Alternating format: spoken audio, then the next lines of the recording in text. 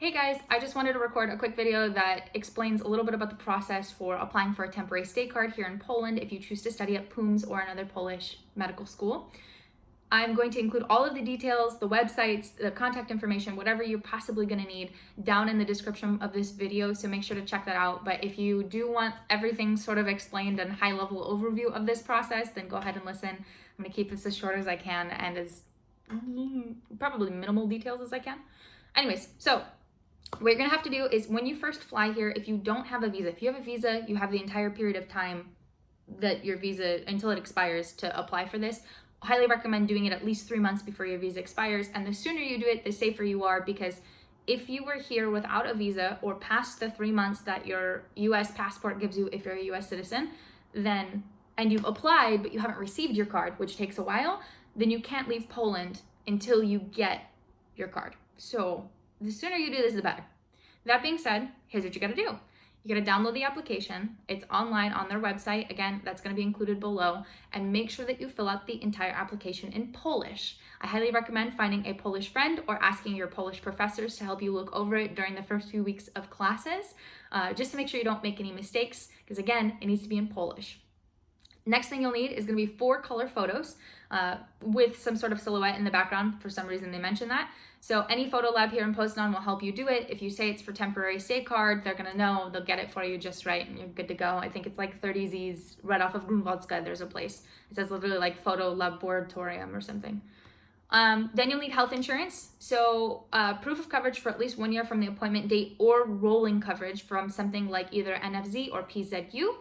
That's going to be a little bit more of a process, and so I can include details about how to get health insurance below, but you'll basically need a letter from the dean's office that says, I'm a student, I've paid my tuition for at least the first half of the year, or whatever is due for the first half of the year. And if you live on campus, which is going to make your life way easier, that you live on campus. If you get those 3 things, that one letter will help you get both your health insurance and also your temporary stay card. So you will need that. It will also need to be in Polish. So make sure to email your representative or coordinator from the dean's office. Have them get that for you, because you'll need it for all of this, right? So you need proof of insurance. You need that completed application. You need this letter from the dean's office saying that, yeah, you're a student, you're enrolled here, you live in dorms, and you've paid, so you're not going anywhere. And then next you'll need a photocopy of your passport. So that one should be pretty straightforward. It can be black and white or color, but they recommend color. So do that, make sure it's clear.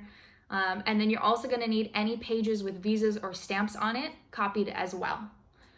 Next, you'll need to go to your bank in person 2 to 3 days before your appointment, which we'll get to making an appointment in a minute.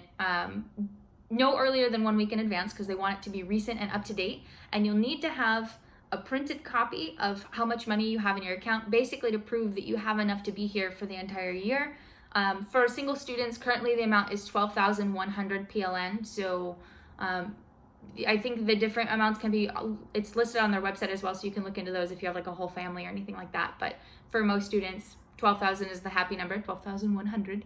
So make sure you have that many zlotys. And then you're also gonna have to pay the fees and obtain signed proof of the transfer. So there's a 340 PLN fee that you should pay, and the bank account number, or like the sub-account number, it's 9410402000160212620763. It has all of the bank information inside the details. Again, that's on the website if you want to confirm it as well. But you have to make sure that you send the 340 PLN a couple days before your appointment. You can do all these things at once at your bank. They'll do it for you and then print a confirmation already in Polish. They'll sign it, they'll stamp it, and that original is going to be what they want to see, right? So that's basically it. When it comes down to it, when they actually approve your card, you're going to have to send them another 25 Z's. So what I highly recommend is send a second transfer of 25 Z's, because that way you're kind of getting 2 birds with 1 stone done, and when everything's approved, you can pick up your card sooner. So my recommendation is that. The one risk is if you do get declined, you lose the money, but it's 25 Z's, so I think it'll be fine. So that's your entire application. The only thing that's a little bit different is if you don't live in the dorms, which again, highly recommend staying in the dorms for the first few months, even if you get an apartment, just so that this process is easier and you get time to acclimate and look at the apartments in person, ask people about them before you actually sign a lease. But if you do live in an apartment, you're gonna have to attach a copy of your lease as well. And they probably will come actually check out your apartment within a few weeks or months of applying to make sure you really live there. So just heads up for that. But once you've done all of these things, you make an entire copy of everything you have, because I highly recommend not giving them a single original. And then when you go for your appointment, you're gonna have to bring your originals for them to see, and then bring the copy to give to them. That way you have literally a key of what to prepare for the next year when you renew this, and you have your entire packet. You also have proof of what you've submitted. So it's kind of nice. Sometimes there are stories of them losing paperwork, and it's more often than we'd like to admit. So this is really good advice. If you, for some reason, want to give them any originals, make sure you photocopy your application for your own record. But don't give them originals. Okay, cool. So you know what to include in your application. You know to make a copy of it. Now, how do you actually go in and drop this off? With COVID, this is a little bit weird because making an appointment is kind of a pain in the butt. You do it all online. I'm gonna actually include all the instructions on how to do that below so that I don't have to bore you with this. Or you can bring it and drop it off in person at any time. The difference between these two, or you can even mail it in, you don't have to drop it off in person. It's probably easier. But if you mail it in or just drop off the packet without having an appointment, two things happen. One, they kind of are nice and hand-holdy there when you're in person for an appointment, because they literally go line by line and say, give me this. Cool, let me see the original. Okay, great, next. Hey, cool, give me this. Let me see the original. Great, moving on, right? So that's nice because literally when you leave, you know you've submitted everything.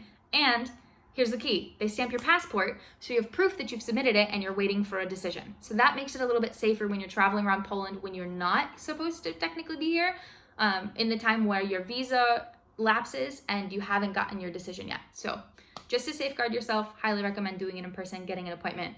So make the appointment the second you get here, even if it's a month or two out, to give you some time to compile all this information, right?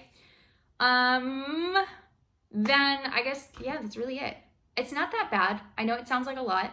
The whole process, probably compiling it, will take you a few weeks, just starting from the time that you get your letter from the dean's office.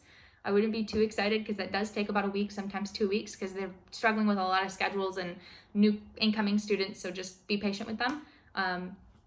But yeah, the process isn't too bad. If you have any questions, comment below. Otherwise, again, I'm gonna include a really detailed overview of all of this. I just wanted to get a quick, less than 10-minute video out that tells you about it in a friendly way.